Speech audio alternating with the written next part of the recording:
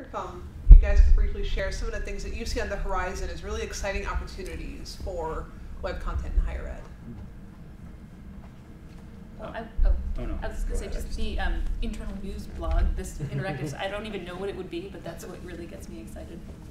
So, I think community building within the university itself, the students at the university, and also with incoming groups that I've noticed has exploded in the past 2 or 3 years, where every single student before they're on campus for an accepted student event or a dorm, they know everything about all of the incoming students, even more than I know about them. So I see that being a way that a school could really make their community connected. And I know there's a lot of talk in retention right now, where how do we get our students to last the 4 years and feel like they're part of the community. And social media is a perfect avenue for that, where if you're coming in and you already know a support base, you're already connected with some faculty, and you're coming in as a first-year student not feeling like an outsider, I think that's really important. So it's how do you utilize social media as not just a platform where you say, well, if we put it out there, it'll be shared by 1,000 people, but how do we put something out there that can let 3 or 4 or 5 students meet each other just because you put out a piece that talks to something they're all interested in. So I think that's sort of the next area to go into. I think that's exactly it. I mean, that's totally what gets me going about social media and its potential at higher ed.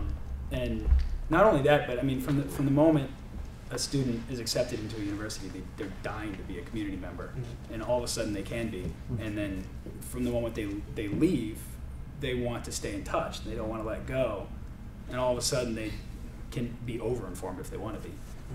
So it's really, you've got this digital campus now that has expanded much further than it ever has.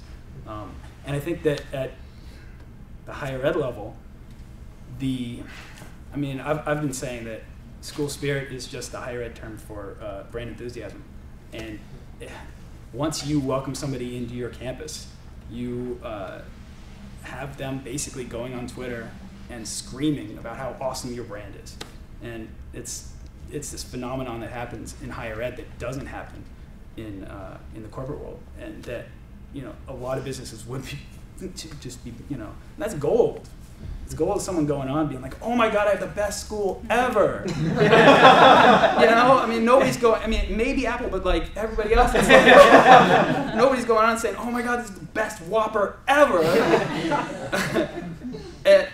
and it starts immediately. It starts the minute they're accepted into your school. Right, and it's like all of a sudden it's this so I really do see it as this like gasoline-soaked opportunity to cultivate like absurdly positive brand sentiment, and then make that work to your advantage in really creative kind of web experience-based ways. I would third that. You know, for instance, at Tufts, our admissions office is very active on Twitter and on Facebook, and they create the class Facebook pages before the class is admitted. So as soon as they're admitted, hey, go here, here's your class Facebook page, and they join it. Same thing with the Twitter, that hashtag is ready as soon as the early decision kids get accepted, which was nice for me. So when they tweeted, hey, 2015, here you are, I was able to retweet that back to my blog post on my Young Alumni event saying, hey, you guys, do you remember when we got letters in the mail? Like, I was able to tie it to our experience. But then all those kids who were following 2015 went to my blog and looked at it, and it's like, oh, here's an alumni community. I mean, what the heck's an alum? Like, I'm still a pre-frosh, but it's knowing it's there. It's kind of putting it in front of them, and the hope is to build the community when they're, and then what happens is those Facebook groups get passed right on to me. Like, we can access them when we're supporting events, our Welcome Back Seniors reception. We can promote it on their class Facebook page, and then when they graduate, guess who's gonna get hit up about reunions? Hey, your Facebook page is already there. Your Twitter feed is already there. So it's kind of a nice way. It's a whole transition. There's never a drop. You're a pre-frosh, you're an alum, you're a student, you're an alum, and it's that transition, I think, is really kind of the future of it.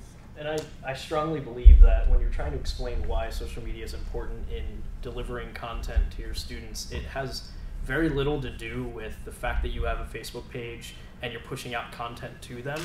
Really, the benefit comes in when they all meet each other. Because really, like a conversation I have with a student, yeah, like I'm kind of respected as a staff member that knows how to get them in touch with people, but the conversations that they have, I looked at the discussion threads from last year. There's 10,000 posts in discussion threads on our Facebook page that we had last year. And it was just like, these students want to just talk to each other. That's all they really want. And the more that they talk to each other, the better bonded they are, the better the class is when they come here, because you think, wow, they already have, there's student organizations that develop even before they step on campus. Just think where that student org can get in 4 years rather than them meeting when they're juniors and they only have 1 year to do it. So you think of all those relationships that develop year one.